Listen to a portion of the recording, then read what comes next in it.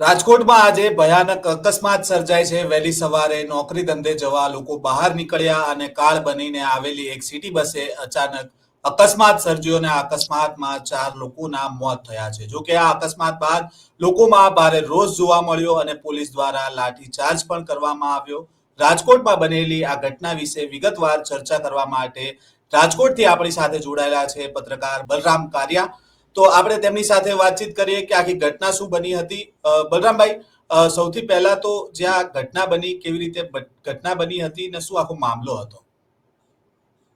રૈયા ચોકડી થી ઇન્દિરા સર્કલ તરફ સિટી બસ છે, કોર્પોરેશન સંચાલિત જે એજન્સીને કામ સોંપવામાં આવ્યું છે કોન્ટ્રાક્ટ, એ 52 નંબરની બસ જઈ રહી હતી. ઇન્દિરા સર્કલ પાસે એ બસ પહોંચે છે ત્યારે સિગ્નલ છે ને 9:52 નો બનાવ છે. લાઇટ ચાલુ હતી, રેડ ગ્રીન સિગ્નલ ચાલુ હતું, પણ એની જે સેકન્ડ દેખાડે ને એ પૂરી થવાની તૈયારી હતી, એટલે ઊભા ન રહેવું પડે એટલે આ ભાઈએ એક્સિલેટર દબાવી દીધું. આવું એક પ્રત્યદર્શીઓનું કેવું છે. સીસીટીવી ફૂટેજમાં તો બધું સામે આવી જશે. અને એના કારણે, આ ઉતાવળના કારણે 4 લોકોની જિંદગી ભરખાઈ છે. આમાં અનેક લોકો ઈજાગ્રસ્ત થયા છે એવી પણ વાત સામે આવી છે ને એમાંથી કેટલાક 1-2 જણ તો અત્યારે ગંભીર હાલતમાં પણ છે. પણ એકની આ જે હાલત તો અતિ ગંભીર છે. આ જે આખો વિડીયો આવ્યો, પરંતુ એક વિડીયો એવો પણ સામે આવ્યો કે બસ ચાલક ગંભીર રીતે ઘાયલ થયો છે, લોકો તેને મારી રહ્યા છે. શા માટે હવે લોકો કાયદો હાથમાં લઈ રહ્યા છે? એના બે કારણ છે. એક તો જે દંડ ટ્રાફિક નિયમનનો અમલ કરાવવાના બદલે છે ને, દંડનો ટાર્ગેટ પૂરો કરવા માટેની પોલીસની જે ભૂખ છે ને, એનાથી પ્રજા ત્રાહિમામ પોકારી ગઈ છે. રોડ ઉપર ઉભા રહેવાના બદલે ખાંચામાં ઉભા રહીએ, શાક માર્કેટ પાસે ઉભા રહીએ, બેંકની બહાર ઉભા રહીએ, હોસ્પિટલની બહાર ઉભા રહીએ, અને ત્યાંથી આ લોકોને રોજના દરેક પોલીસમેનને પોઈન્ટ ઉપર 20-20 કેસ કરવાના ટાર્ગેટ અપાય. હવે રોકો એટલે તરત સીધો ફોન લગાડી દેવામાં આવે કે આ લ્યો વાત કરી લ્યો. હવે એના ટાર્ગેટ ક્યાંથી પૂરા થાય? કોઈ પ્રેસમાં હોય, કોઈ પોલીસ ના આવે, કોઈ પોલિટિશિયન ના આવે. એને તો ટાર્ગેટ પૂરો કરવાથી કામ છે. ટ્રાફિક નિયમનનું જે થવું હોય થાય. અમારા સાંજે 20 કેસ છે ને, મેમો ફાટી જવા જોઈએ. જો આટલી તકેદારી નિયમન માટે કરાવી હોય ને, તો એક પણ અકસ્માત ન થાય. ન થાય એવું નથી, પણ જે બેદરકારીથી થાય છે એવા ન થાય. રાજકોટમાં છેલ્લા 3 મહિનામાં આવા 37 ફેટલ થયા છે, એટલે કે અકસ્માતે મોત થયા છે. આ પોલીસની ઉપર જે રોષ ઉતરો અને ડ્રાઈવર ઉપર પણ ઉતરો. ડ્રાઈવરને મારવામાં જે કહેવાય છે કે ટોળા કરતા ટોળાનો રોષ હોય જ, પણ ડ્રાઈવર ઉપર નહોતો. ડ્રાઈવરને મારવામાં કેટલાક રિક્ષા ચાલકો હાથ સાફ કરી ગયા અને દંડાઈ ગયા ટોળામાં. એક ટ્રાફિક પોલીસની પાછળ પણ લોકો દોડે છે અને એને દોડાવ્યા છે. અને એ આજે રોજનો રોષ છે ને, કારણ વિનાનો. બાકી કઈ ટ્રાફિક પોલીસે તો અકસ્માત કર્યો નથી, પણ રોજની જે હેરાનગતિ છે ને, એ ઉભરો અહીંયા ઠલવાનો ટોળા સ્વરૂપે. બાકી રોજ વિવાદો તો થાય છે, રોજ ટ્રાફિકના ઘર્ષણોના મામલા સામે આવે છે. એટલે જ્યાં સુધી આ લોકો પૂરી નિષ્ઠાથી ટ્રાફિક નિયમ નો અમલ કરાવવાની નૈતિકતા અને નૈતિક જવાબદારી નહીં સ્વીકારે, તો આવા બનાવ પણ બનતા રહેશે અને લોકોના રોષનો ભોગ બનતું રહેવું પડશે. બલરામભાઈ, પણ એક એવી વાત પણ સામે આવી છે કે અત્યારે બસ ચાલક છે તે સારવાર હેઠળ છે. તો શું તેને પબ્લિકે માર્યો તેના લીધે સારવાર હેઠળ છે કે પછી એને અકસ્માતમાં ઈજા થઈ તેના લીધે? કેમ કે વિડીયો આવ્યો છે જેમાં દેખાય છે કે લોકો બસમાં ઘૂસી જાય છે અને બહાર કાઢે છે. અકસ્માતમાં છે ને કોઈ મોટા વાહન સાથે નથી ભટકાણું. એની તો મોટું વાહન હતું ને, નીચે સ્કૂટર ચાલકો જે આવ્યા છે. અને જો માની લ્યો કે એને અકસ્માતમાં ઈજા થાય તો જોરથી બ્રેક મારવા ગયા હોય ને એનું માથું ભટકાય તો થાય.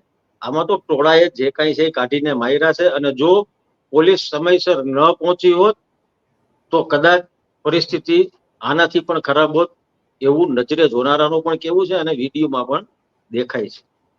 એટલે આ વાત એટલા માટે જ કરી રહ્યા છે કારણ કે ગઈકાલે અમદાવાદમાં પણ આવી એક અકસ્માતની ઘટના બની. લોકોનું ટોળું છે તે કાર ચાલક પાછળ ગયું અને શંકાસ્પદ રીતે જે કાર ચાલક હતો તેનું મોત થઈ ગયું. તો શું આજે સમયસર પોલીસ ન પહોંચી હોત તો આવું રાજકોટમાં પણ થયું હોત એવું તમારું માનવું છે?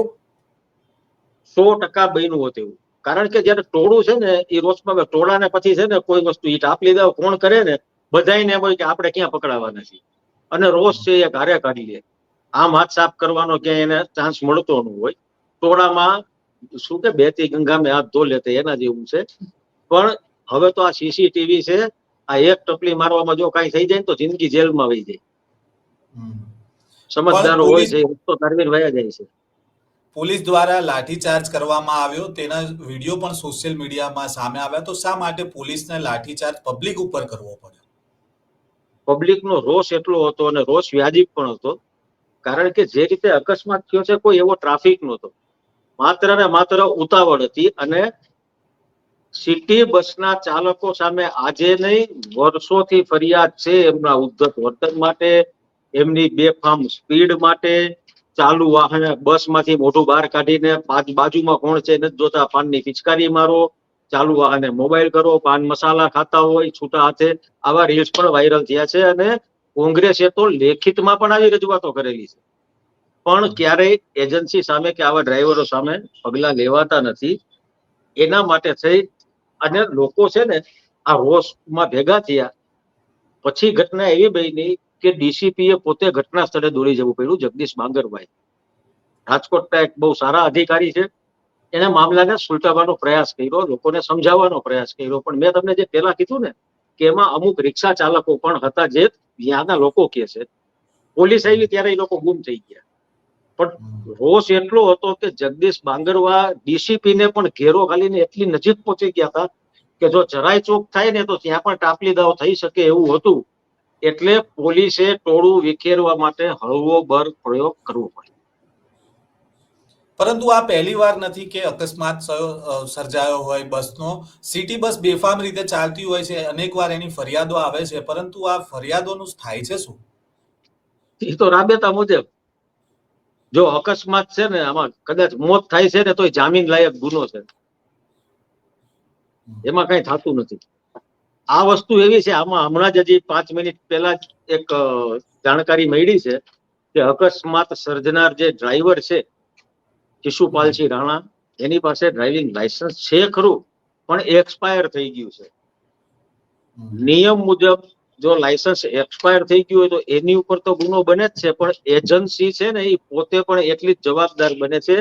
અને જે ગુનો દાખલ થાય ને એ જ અપરાધ એજન્સીના માલિક ઉપર પણ લાગવો જોઈએ.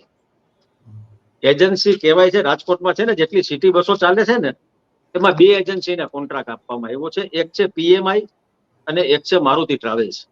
પીએમઆઈ ની 114 બસ ચાલે છે અને મારુતિની 100 બસ ચાલે છે. પડદા પાછળ રાજકોટ ભાજપના જે બોર્ડના હોદ્દેદારનું નામ આવે છે, પણ ઓન પેપર ક્યાંય નથી. અને એ તો સ્વાભાવિક છે કે જેટલા કોન્ટ્રાક્ટ છે એ લાગતા વળગતાઓને જ મળે છે, તમારા મારા જેવાને કે કોઈ સામાન્ય માણસોને નથી મળી શકતા. પણ એનું નામ ઓન પેપર નથી, એટલે નામ નથી બોલતો. નામ ચર્ચાય છે પણ નામ એટલે નથી બોલતા કે ઓન પેપર નથી.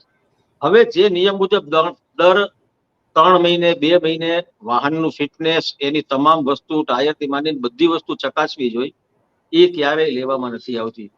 અને સૌથી મોટો જો અપરાધ હોય ને તો કોન્ટ્રાક્ટ પદ્ધતિ, આઉટસોર્સિંગના ડ્રાઈવર રિક્ષા ચલાવતા હોય, 18,000 પગાર આપે છે, સીધા ઘૂસી જવામાં. આને બસ આ લોકોને મળતા નથી ડ્રાઈવર, એટલે પછી ગમે એને લેવા તો ખરા લાયસન્સ વાળાને. હવે એ અંદર બેઠેલા 30, 40, 50 લોકોની સલામતી કઈ રીતે જાળવી શકે? સરકારે પણ ખરેખર આ બાબતે બહુ ગંભીરતાથી વિચારવું જોઈએ. માત્ર સિટી બસ નહીં, પોલીસ ખાતામાં પણ જોવો, જેટલા જૂના હતા એ રિટાયર થઈ ગયા, હવે બધું આઉટસોર્સિંગ થી ચાલે છે.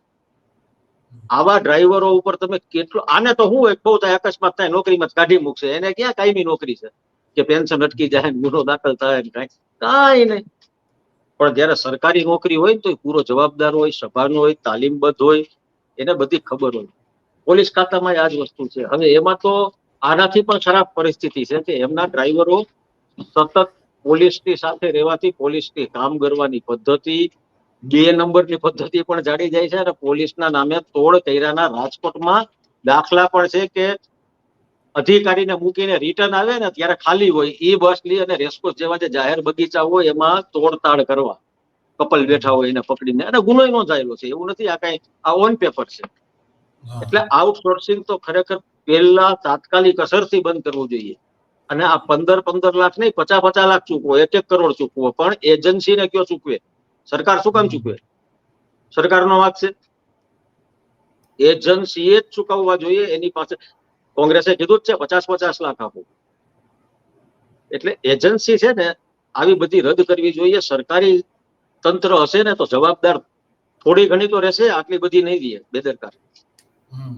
આજે પૂર્વ મુખ્યમંત્રી વિજય રૂપાણીએ પણ કહ્યું છે કે બસ ચાલકની ભૂલના કારણે નિર્દોષ લોકોના જીવ જાય છે. અને એને એમણે એવું પણ કહ્યું કે બસ ચાલકની લાયકાત, તમે જે વાત કરી કે લાયકાત ચકાસવી જોઈએ, અને એમણે એવું કીધું કે આ લાયકાત ચકાસીને લેવા જોઈએ. તો શું અત્યાર સુધી લાયકાત ચકાસવામાં નહીં આવી હોય? એ તો એના નિવેદન ઉપરથી સ્પષ્ટ થઈ જાય છે ને. આપણે એમાં કઈ કહેવા જેવું જ નથી રહેતું. એને એ પણ કીધું કે આ બહુ ગંભીર બાબત છે, આની ફરિયાદો આવે જ છે, ચાલુ મોબાઈલમાં વાત કરતા હોય છે. મ્યુનિસિપલ કોર્પોરેશને આ અંગે વિચારવું જોઈએ. હવે પૂર્વ મુખ્યમંત્રી એટલે કેટલી જવાબદાર વ્યક્તિ છે. આની પહેલા વજુભાઈ વાળા કે જેનાથી પીઠ તો અત્યારના ગુજરાતમાં કોઈ છે નહીં, એને પણ કોર્પોરેશનમાં ચાલતા ભ્રષ્ટાચારો વિશે આડકતરી રીતે ઘણું બધું કહી દીધું છે. ઘણું બધું કહી દીધું છે. તમામ કોન્ટ્રાક્ટમાં ભાગીદારી, કમિશન. હમણાં એક રિપોર્ટ બહાર આવ્યો હતો, તમે જોયો હોય તો 8 દિવસ પહેલા જ હતો, કે પાર્ટી ફંડ જેટલું મળે છે એમાંથી કઈ એજન્સીએ કેટલું આપ્યું છે અને એના કેટલા કરોડના કોન્ટ્રાક્ટ હાલે છે. તમે એને કોન્ટ્રાક્ટ ભાગ્યા 2% ગણો ને એટલે એટલું પાર્ટી ફંડ જમા થાય છે. આ સીધો હિસાબ છે, ઓન પેપર છે. એમાં મારે તમારે ક્યાંય કોઈને કઈ ખરાઈ કરવાની જરૂર નથી. તો હવે એ તમને શું આપે તો એ કામ શું આપે? સાચી વાત છે. પરંતુ ધારાસભ્ય દર્શિતા શાહે પણ કહ્યું છે કે એજન્સી સામે પગલા લેવામાં આવશે. જ્યારે જ્યારે આવી ઘટનાઓ બને છે ત્યારે એવું કહે છે કે એજન્સી સામે પગલા લેવામાં આવશે. પણ ખરેખર પગલા શું લેવામાં આવે છે? આજે પણ પગલા કીધું કે પગલા લેવામાં આવશે. આમાં કમનસીબ 4 વ્યક્તિઓ ભોગ બન્યા છે. આની પહેલા એટલાન્ટિસ રાજકોટમાં ગઈ 14 તારીખે ધૂળેટીના દિવસે 14 માર્ચે એટલાન્ટિસ નામની એક બહુ લક્ઝરિયસ હાઈરાઇઝ બિલ્ડિંગ છે કે જેમાં માનધાતાઓ રહે છે, અને ભાજપના જ એક ટોચના આગેવાનની તો એક ફ્લેટમાં બનાવેલી ખાનગી ઓફિસ છે. એમાં આગ લાગે છે. 3 જણા નિર્દોષ જે બિચારા ડિલિવરી કરવા આવ્યા હતા એ ભૂંજાઈ ગયા. 1 મહિનો ને ઉપર 4 દિવસ થઈ ગયા. હજી કોઈ કોણ જવાબદાર છે નક્કી નથી થઈ શક્યું. એટલે આમાં એવું છે, જો આમાં દર્શિતાબેન અને રામભાઈ મોકરિયા સાંસદ 2 જ વ્યક્તિ આવ્યા. ફોટા પડાવવા જે નીકળી પણ એટલાન્ટિસમાં આગ લાગી હતી ને, તો ડેપ્યુટી મેયર થી માંડીને બધાય, ભરત બોગરાથી માંડીને બધાય આવી ગયા હતા. તમે અમથા ફોટા પડાવવા બધા સ્ટેજ ઉપર ચડી જાવ છો, ડાયરામાં પહોંચી જાવ છો, તો આમાં 3-4 તમારા નાગરિકો છે તમારા, ઈ વયા ગયા છે સાવ. અને તમે લોકો ત્યાં એક આંસુ પાડવાનો છે એકો આટલી એવા ક્યાં કામમાં હતા આ લોકો? હમણાં કઈ સારો ધંધાનું કામ હોય ને તો ચાલુ મીટિંગ મૂકીને નીકળી જાય. આ 2 જ વ્યક્તિ એવા હતા કે એક ધારાસભ્ય અને એક સાંસદ. હવે બીજું એ લોકો નિવેદન સિવાય કહીએ શું કરી શું કે એના હાથમાં બીજી કોઈ સત્તા નથી કે પકડીને પૂરી દેવા. અને પગલા લેવા છે તો પગલા તો લેવા જ પડે ને. એમાં કઈ ઉપકાર તો કરતા નથી. ગુનો કરે તો પગલા લેવાના જ છે, પણ ક્યારે દાખલા રૂપ લેવાના? હરણી કાંડ લઈ લ્યો, તક્ષશિલા કાંડ લઈ લ્યો, તમે મોરબીનો ઝૂલતો પુલ કાંડ લઈ લ્યો, રાજકોટનો ટીઆરપી ઝોન લઈ લ્યો. સાગઠિયા ઉપર ભ્રષ્ટાચારનો ટોપલો તોડીને આખો મામલો ગુહી નાખ્યો, અને કોઈ અધિકારીને જવાબદાર નથી ને એમાં. સીટની તપાસ રચાઈ જશે. હજી પણ જે પીડિત પરિવારો છે એ ન્યાયની આશા લઈને હજી પણ બેઠા છે કે એમને ન્યાય મળી જાય. ત્યારે પણ એની પાસે વિકલ્પ એવા શું છે? નિવેદન હતા. એની પાસે બીજો વિકલ્પ શું છે ન્યાયની આશા સિવાય? અને ન્યાય એવું છે કે એ તો જે પુરાવા હોય એના આધારિત ન્યાય તોડે છે. પુરાવા લોકો કાગળ ઉપર રજૂ કરે તો થાય ને. એ તો પેલા જ બચાવી લેવામાં આવે છે. તો પણ કોને ન્યાય મળશે? આ જે ઘટના બની એ પછી વસરામ સાગઠિયાએ કહ્યું કે ભ્રષ્ટાચાર માટે થઈને ગમે તે એજન્સીને કામ આપી દેવામાં આવે છે. તો પછી જે તે સમયે એજન્સીને કામ સોંપવામાં આવે છે ત્યારે એ બધું ચેક નહીં થતું હોય કે ભૂતકાળમાં આણે શું કર્યું છે, શું કારનામાં આના પકડાયેલા છે, આની જોડે એટલી કેપેસિટી કે એટલી એબિલિટી છે કે નથી? આ બધું કેમ ચેક કરવામાં નથી? જ્યારે ઘટના બને ત્યારે જ આ બધી વાતો સામે આવે છે.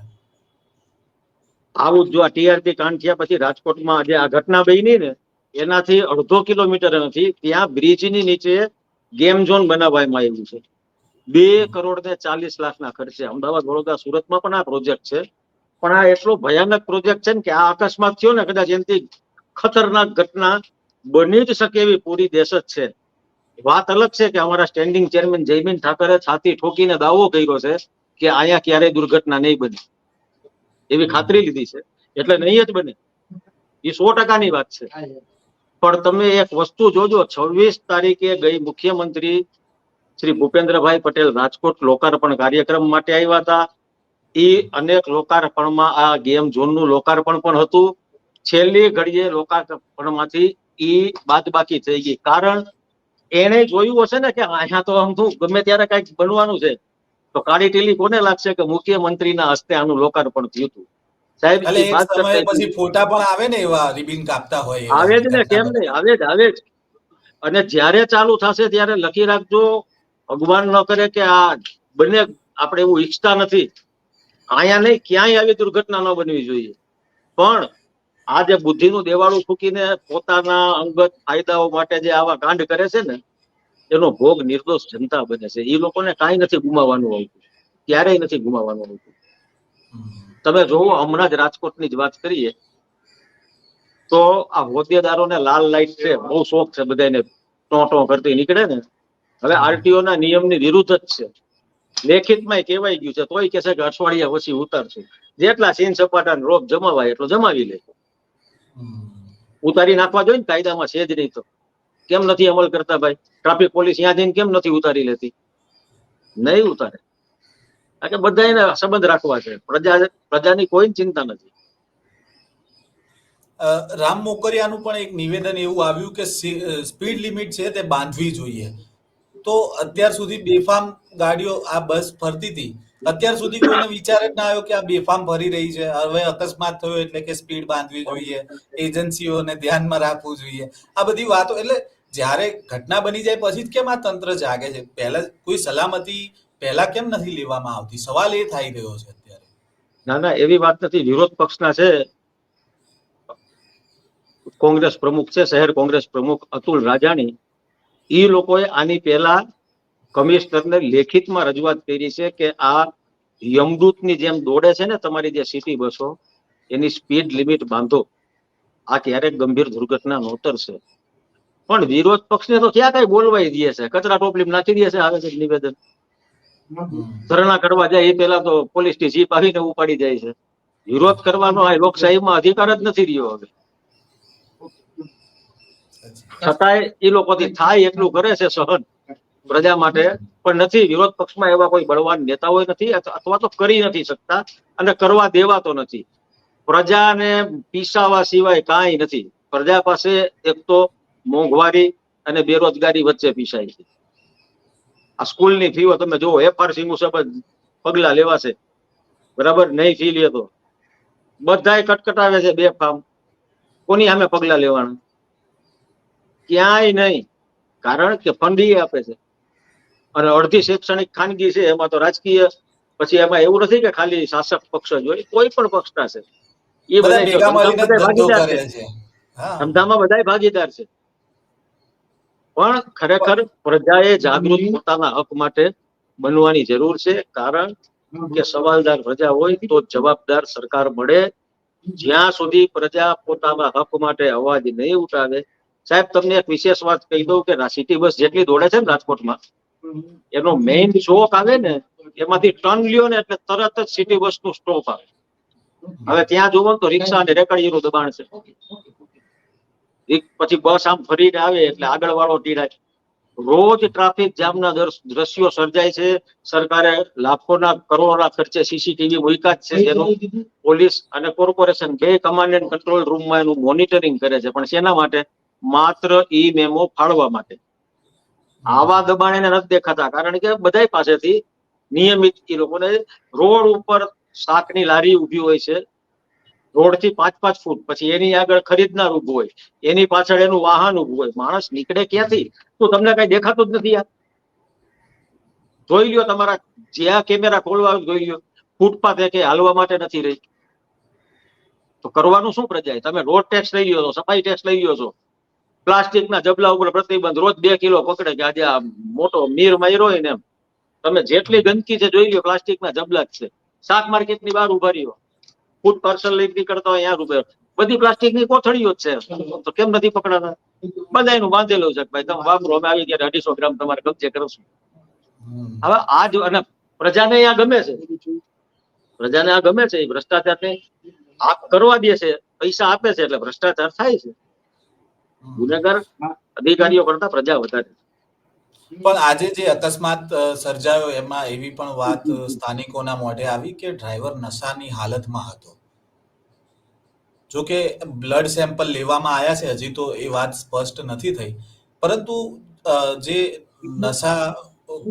નશો કરીને વાહન ચલાવતા લોકોના અત્યારે જે અકસ્માત સામે આવી રહ્યા છે, જ્યારે પણ અકસ્માત સર્જાય એટલે પહેલી વાત એવી જ આવે કે આ નશામાં હતો. એનું શું હવે હું કારણ? તમને એક વાત કહું, ખરેખર ડ્રાઈવર નશામાં છે કે નહીં એ તો પછી આવશે. અત્યારના છે ને આ સત્તાધીશો બધા નશામાં છે. એટલે એનું શું કારણ? કોઈને કાંઈ બીક નથી, ખબર છે કે પ્રજા કાંઈ કરી શકે એમ નથી, એની પાસે બીજો કોઈ વિકલ્પ જ નથી સહન કરવા સિવાય, કોઈ વિકલ્પ નથી. તમે રજૂઆત કરવા તો જાઓ, કોઈ સાંભળતું જ નથી તમારું, ધૂતકારીને કાઢી મૂકે છે. સિટી બસના ચાલકો તો ઠીક છે, કંડક્ટર પણ એટલા તોછડા છે. તમે સ્ટુડન્ટને અને સિનિયર સિટીઝનોને પૂછો કેવા કેવા અનુભવ થયા છે. હવે એક એવી વાત કરે છે કે બ્રેક ફેલ છે. અરે બ્રેક ફેલ નથી, તમારું બ્રેન ફેલ છે. તમે સવારે નોકરી ઉપર ચડે છે તો ત્યારે ડ્રાઈવર નોકરી ઉપર ચડતો હોય, કોન્ડક્ટર નોકરી ઉપર ચડતો હોય, તો ત્યારે કેમ તમે એને ભાઈ બધી રીતે બરોબર ચેક કરીને નથી આપતા બસ તમારી? તમે એક બસ આપો છો એટલે એની હારે 30 પરિવારની જિંદગી એમાં છે ને, એનું સુકાન એને આપો છો, તો ત્યાંથી કેમ ચેક કરીને નથી મુકાતા? કોઈ દિવસ તમે જોયું કે રસ્તામાં બસ અટકાવીને ચેક કરી કોઈ આ લોકોની ફ્લાઇંગ સ્કોડે, વિજિલન્સની ટીમે? નહીં. બધુંય મિલી ભગતથી ચાલે છે. દર અઠવાડિયે એક પ્રેસ નોટ આવે કે કોર્પોરેશને આજે સરકારી જે આપણા અનામત હેતુના પ્લોટ હતા વિવિધ, એની ઉપર ગેરકાયદે કબજા હતા, એમાં 3 હોયડી, 2 ગેરેજ ને 1 મકાન સહિત તોડી પાડ્યું. એલા બહેનું ત્યારે ક્યાં હતા તમે?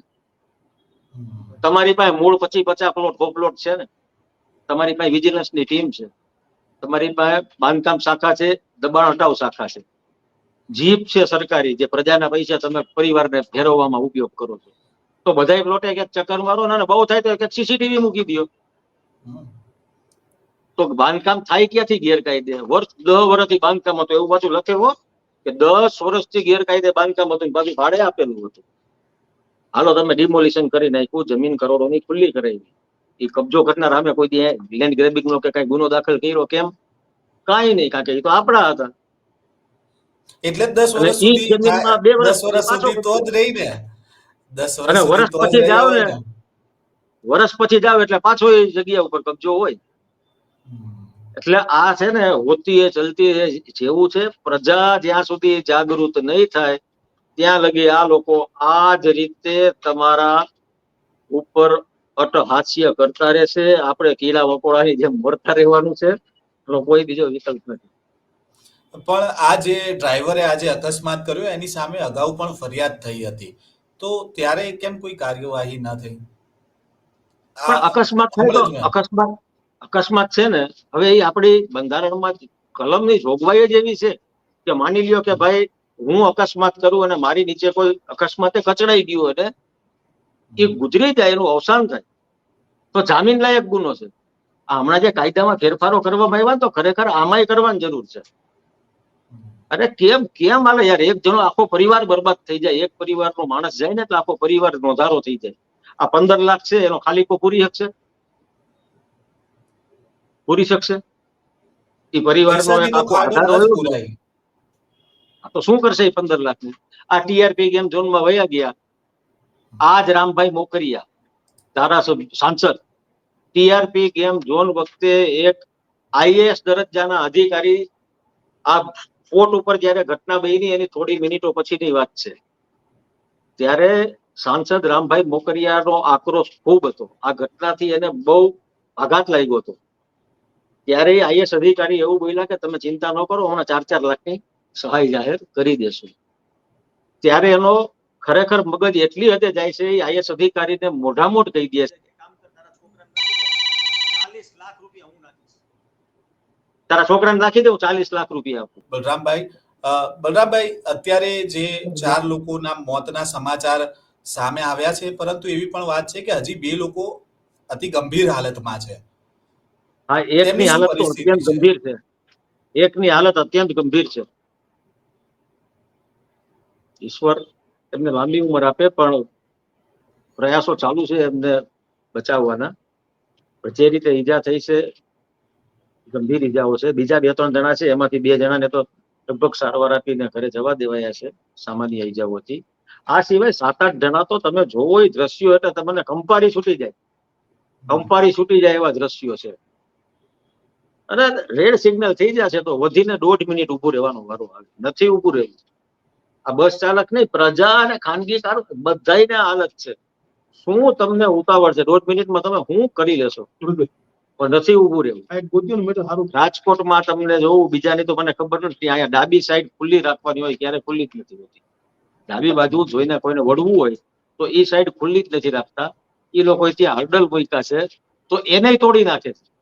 ખરેખર આવા 10-12 ગુના દાખલ કરે ને વાહન ચાલકો, અમે કરવા જ જોઈએ. સરકારી સંપત્તિ આ બસ તોડી નાખી, ભલે રોષ ઉતાર્યો, નુકસાન કોનું થયું? આપણું થયું. પબ્લિક બીજું ગુના નોંધાશે, 4-5 નિર્દોષો છે, 5-25 નિર્દોષો સામે ગુના નોંધાશે. નિર્દોષ તો ન કહી શકાય રોષથી, પણ નુકસાન તો કર્યું જ છે, ગુનો જ કર્યો છે, કાયદો હાથમાં લીધો છે. હવે એને ભવિષ્યમાં માની લ્યો સરકારી નોકરી કરવાની એની ઉંમર છે તો કેટલી એને તકલીફ પડશે જ્યાં સુધી આ કેસ પૂરો ન થાય ત્યાં સુધી. એટલે દરેકે પોતાની જવાબદારી પૂર્વક જ વર્તન કરવું જોઈએ. પણ જે રાજકોટમાં મેં જોયું છે ત્યાં સુધી કે ટ્રાફિકનું પાલન છે, તમે જે કીધું એ પ્રમાણે, કે જ્યારે પણ પોલીસ પકડે ત્યારે કોઈકને ફોન થમાઈ દે, એટલે જે ટ્રાફિકની આખી વ્યવસ્થા છે એ કઈ પ્રકારે તમને લાગે છે કે જે પાલન થવું જોઈએ નથી થઈ રહ્યું? નથી જ થતું. મને હું તમને કહું ને, હું છેલ્લા 20 વર્ષથી લખું છું કાળા કાચની ઝુંબેશ, નંબર પ્લેટ વગરના વાહનો ડિટેન કરવાની ઝુંબેશ, હેલ્મેટની ઝુંબેશ. જો આ 20 વર્ષથી હાલતી હોય તો ખરેખર રાજકોટમાં એકેય વાહન નંબર પ્લેટ વગરનું હોવું જ ન જોઈએ, એકેય કારમાં કાળા કાચ હોવા જ ન જોઈએ. હવે હેલ્મેટની જ વાત કરીએ તો અમારી પોલીસ કમિશનર કચેરીની બહાર બોર્ડ મૂક્યું છે કે હેલ્મેટ વગર આવશે ને એટલે દંડ થશે. એટલે અહીંયા સીસીટીવી જ રાખ્યા છે, પોલીસ ખાતા નથી. હવે એ કમિશનર કચેરીમાં નોકરી કરતા તમામ છે ને રોડ ઉપર છે ને સાઈડમાં ખૂણામાં બાઇક પાર્ક કરે અને પછી અંદર જાય છે. એટલે તોડ ગોતી લીધો એનો. ગોતવો જ પડે ને. જો જયારે ઝુંબેશ આવે ને એટલે કે અમે કામગીરી કરી છે એટલે 3-4 દિવસ સરકારી કચેરી પાસે ઉભા રહી અને સવારે કોર્પોરેશન ને કલેક્ટર ઓફિસ ને 5-7 કેસ કરી દેખાડે કે જો અમે કામગીરી કરી, પછી પાછું હતું એમને કાંઈ આ જોઈ એક વસ્તુ આ બસ તો છે ભાઈ, જાહેરનામા ભંગ થાય, રાતના 9 સુધી તમારે નથી પ્રવેશવાની, પ્રવેશે છે, મોતથી પ્રવેશે છે અને રોડ ઉપર જ્યારે જ ઉભી અકસ્માત રહેતી. થાય એટલે 2 દિવસ બંધ થઈ જાય છે પછી. 9 પછી પ્રવેશવાની છૂટ છે, હાલો માની લઈ. અરે આખો દિવસ છે, એની પાસે પાર્કિંગની જગ્યા છે એકેય ટ્રાવેલ્સ પાસે? રોડ ઉપર બસ ઉભી રાખે છે. આ બાજુ બ્રિજ આવી જાય, વચમાં જે 12 ફૂટનો રોડ છે એમાં 8 ફૂટની બસ ઉભે, 4 ફૂટમાંથી કોણ નીકળે? આવી પરિસ્થિતિ છે. પણ આ બધા ધૃતરાષ્ટ્ર જેવા છે. ધૃતરાષ્ટ્ર જો કે બિચારો ખરેખર પ્રજ્ઞાચક્ષુ હતો, આ લોકો તો આંખે પાટા બાંધીને પોતાના રસ્તા કરે છે. ધૃતરાષ્ટ્ર ન કહેવાય. હવે છેલ્લો સવાલ કરું છું કે આખી જે ઘટના બની, લોકોમાં રોષ હતો, 4 લોકોના મોત થયા, હજી ઈજાગ્રસ્ત છે, ગંભીર હાલત છે એમની, પરંતુ કાયદેસર કાર્યવાહી ક્યાં સુધી પહોંચી છે?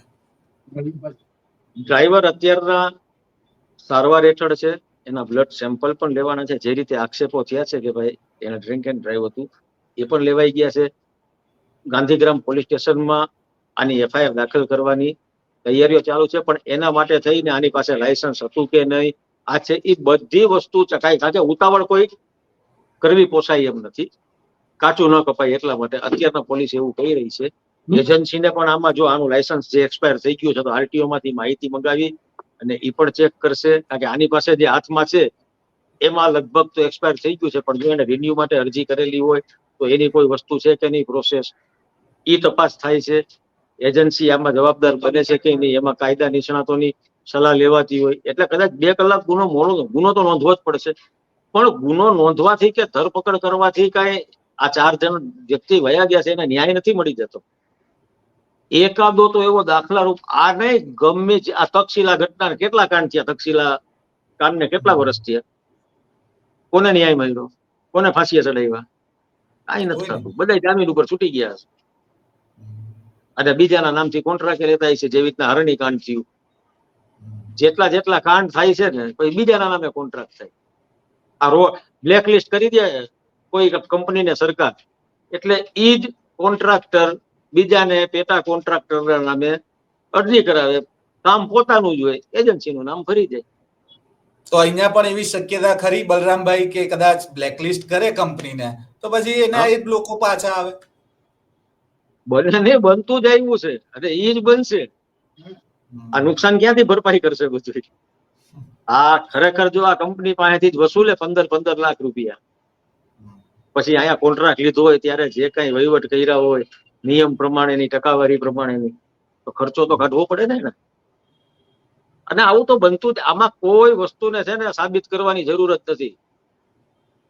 આ બધું છે ને ઉઘાડું છે, પણ છુપાયેલું છે. જાણે છે સૌ, બોલી કોઈ નથી શકતા. જી ખૂબ ખૂબ આભાર બલરામભાઈ નવજીવન ન્યૂઝ સાથે જોડાવા બદલ. તો જે ઘટના રાજકોટમાં બની હતી વહેલી સવારે, રાજકોટ છે તે રક્ત રંજિત બન્યું હતું. બસ ચાલક છે તે બેફામ રીતે બસ હંકારી અને 4 લોકોના મોત થયા છે. આ મામલે હવે જુદા જુદા રાજકારણીઓના નિવેદન આવી રહ્યા છે કે સ્પીડ લિમિટ થવી જોઈએ, એજન્સી છે તેની સામે તપાસ થવી જોઈએ, કે ડ્રાઈવર સામે જે ગંભીર રીતે ગુનો નોંધાવવો જોઈએ. હવે આગામી સમયમાં કેવી પ્રકારની કાર્યવાહી થાય છે ને જે નેતાઓના નિવેદન આવ્યા છે તે પ્રકારનું અમલીકરણ થાય છે કે નહીં તે તો આગામી સમયમાં જ ખબર પડશે. આ પ્રકારના સમાચાર જોવા માટે નવજીવન ન્યૂઝ સાથે જોડાયેલા રહેજો. વૈષ્ણવજન તો તેને કહીએ જે પીડ પરાઈ